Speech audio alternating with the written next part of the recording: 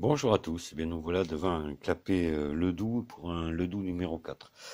Donc ce clapet avait énormément d'usure, hein. Il était complètement, le batteur était carrément mort, il n'y avait plus rien à faire. Donc là, j'ai comparé à des béliers Walton, en numéro 4, c'est pas la peine d'essayer. Le numéro 4 Walton est beaucoup plus petit, là c'était des clapets qui c'était des monstres, ces clapets de Ledoux. Et je me suis rendu compte que c'était pas la peine d'essayer de monter un batteur de Walton à la place. Carrément sur le bélier, mettre un Walton 4, j'avais des doutes parce que l'empattement ici, il y a beaucoup d'écart. Quand il y en a peu, on arrive à le faire, mais là, c'est énorme la différence qu'il y a entre les deux.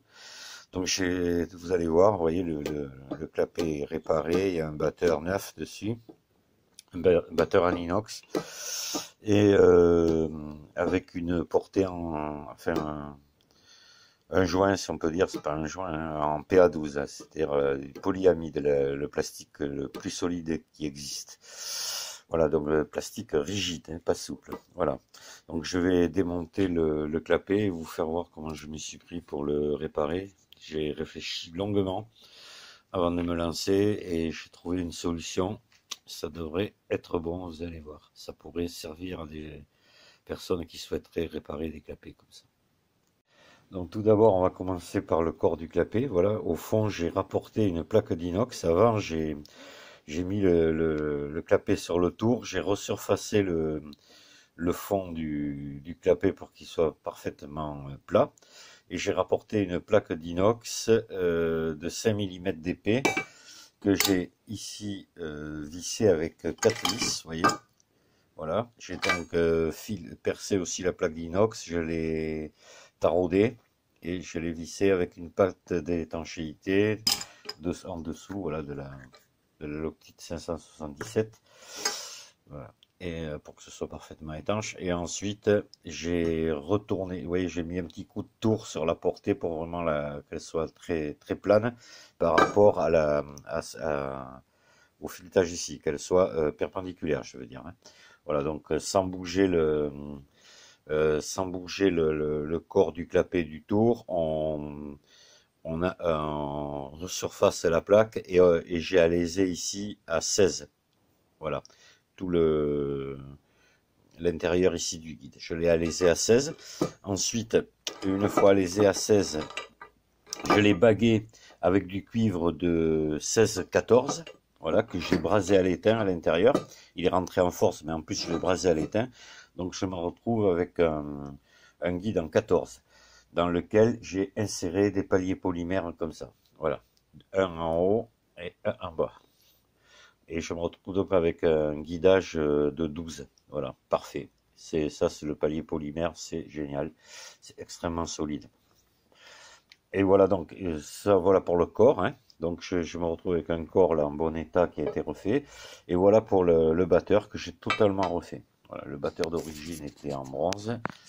Et j'ai refait, voilà. Donc il y a une tige filetée ici, enfin un axe plutôt, fileté ici en haut, les fileté en bas, des deux bouts.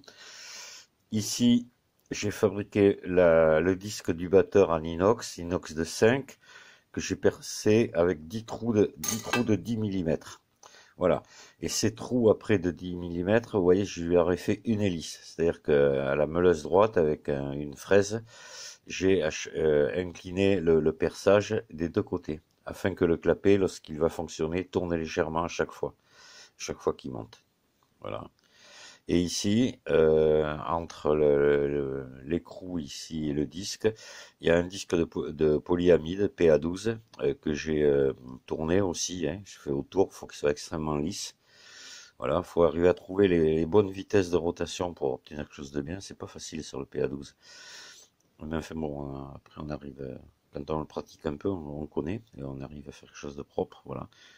Et tout simplement, voilà mon batteur qui après s'insère là-dedans. On va regarder. C'est pas facile, je filme en même temps, donc on le rentre ici, il passe dans les paliers polymères. Et vous voyez, voilà. Et donc l'eau va passer par l'intérieur par les trous là. Hein.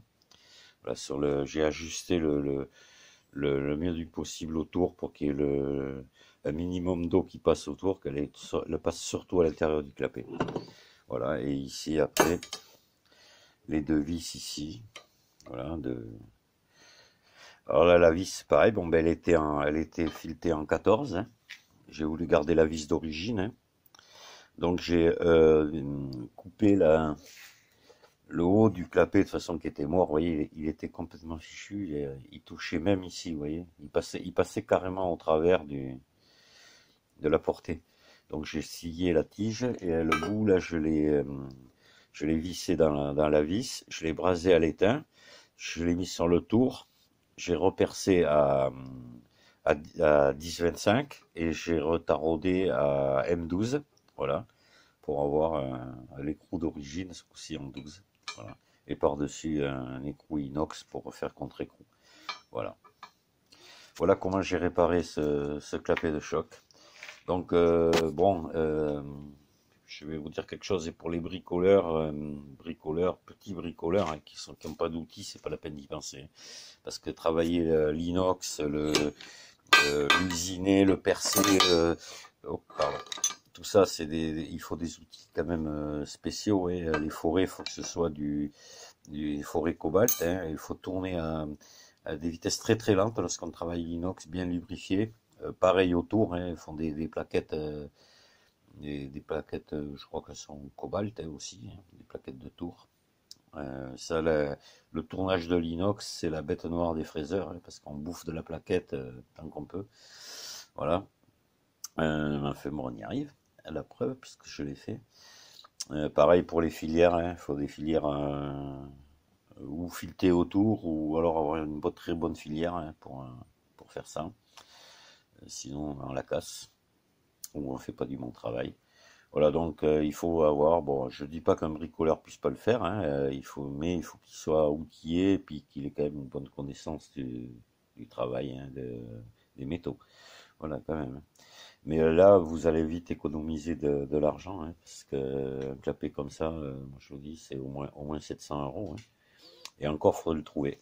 Ou alors en trouver d'occasion, pourquoi pas.